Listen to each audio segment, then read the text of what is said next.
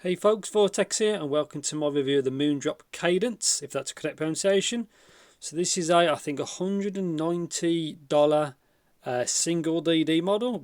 I think it comes with quite a bunch of accessories, so obviously we'll have a good look at that, and obviously it comes with the usual Moondrop artwork, as you can see.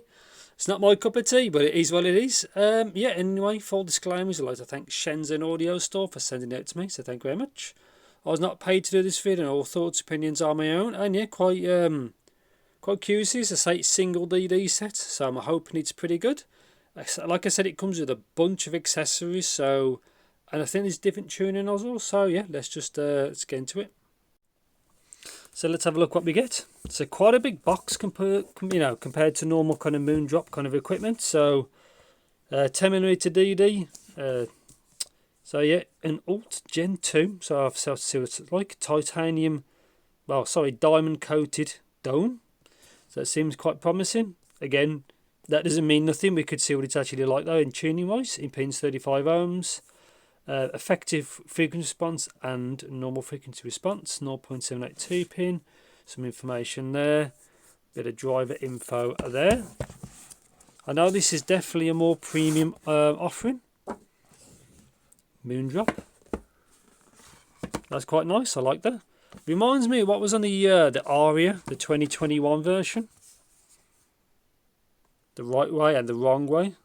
I've seen people wear stuff the wrong way, and it's quite funny. Let's have a look in this. So yeah, that's quite nice. I like this case. So let's have a look. Wow, seems kind of thick, so 4.4 2-pin as well.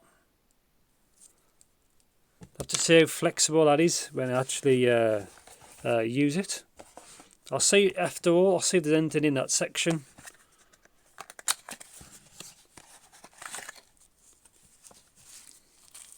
Feels like there's some tips in here. Usual kind of. Oh, okay. So in there's the nozzles. You can see the back. Again, I'll graph all that. There's a lot of stuff in here.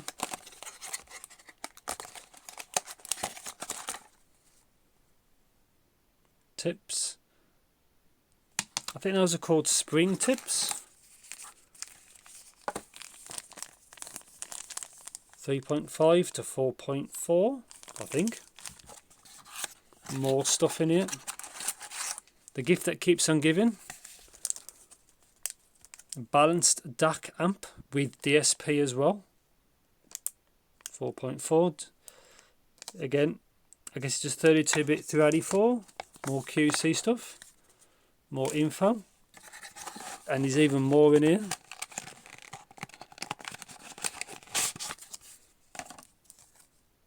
Flagship level. So I think that's it. God, this takes forever to unbox, so I think that might be it.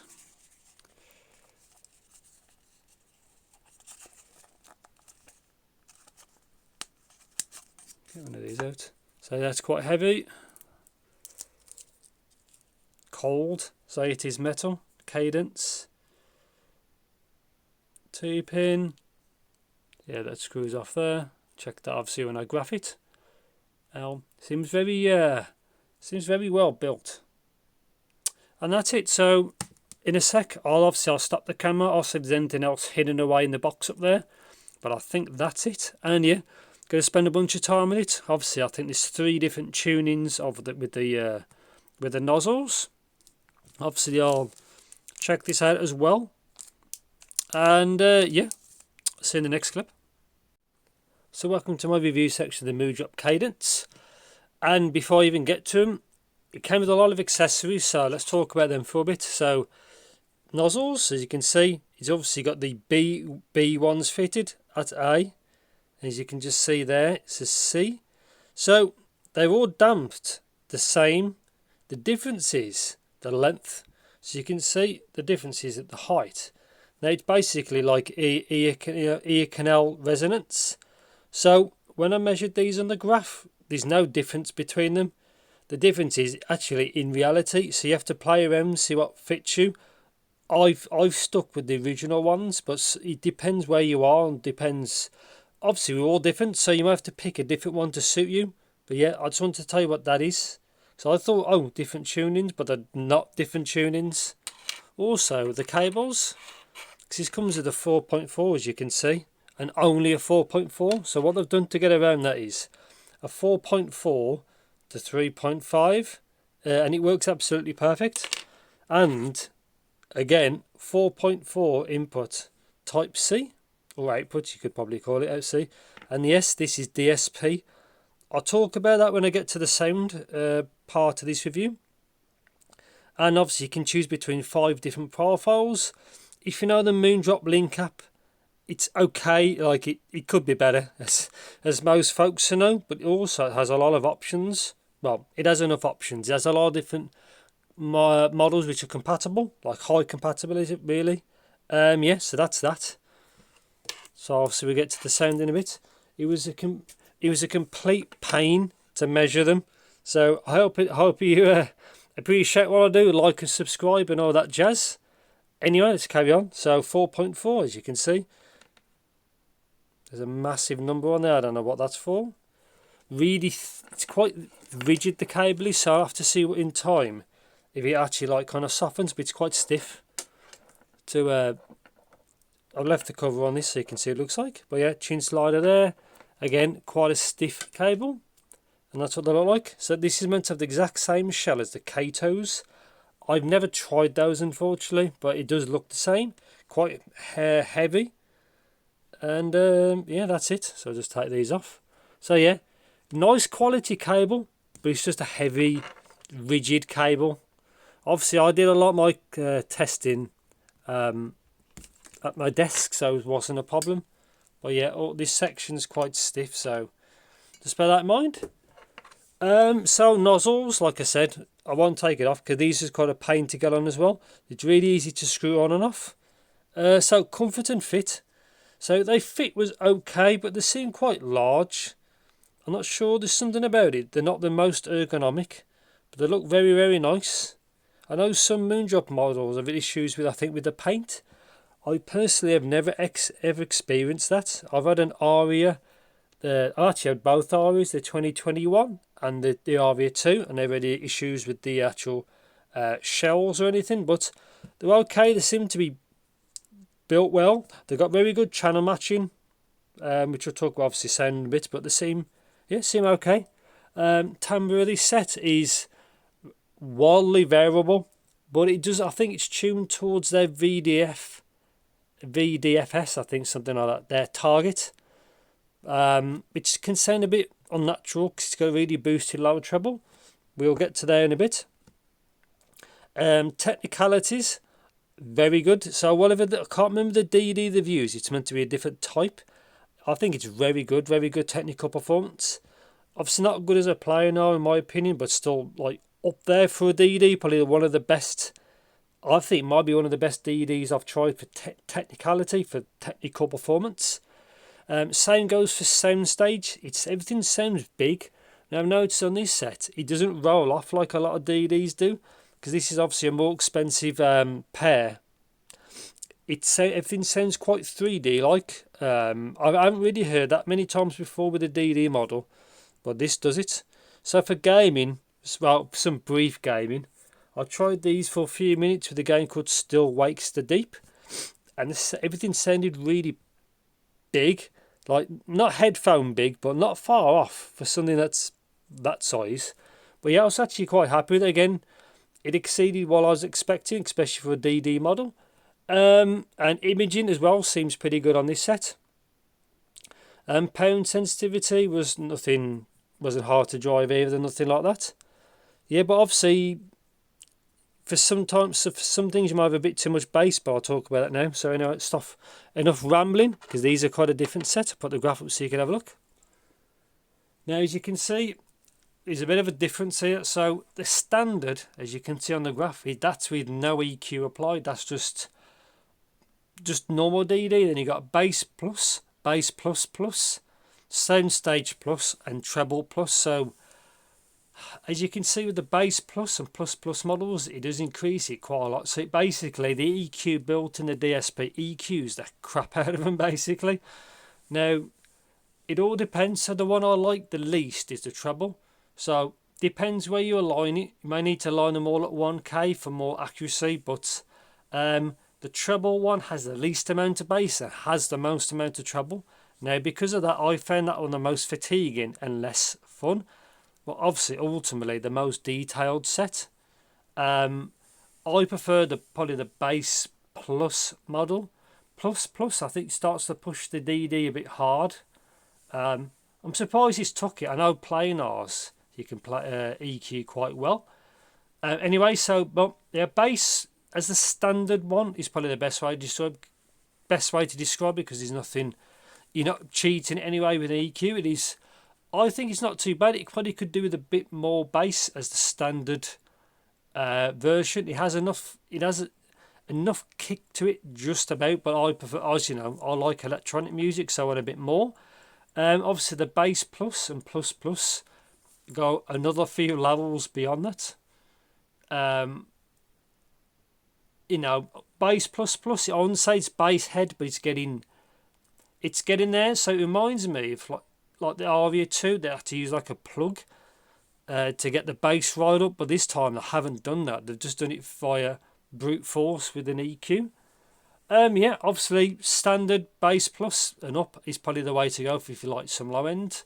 Obviously you got the Soundstage one, which has actually I think a little bit more bass than the standard offering. Again, it has more treble.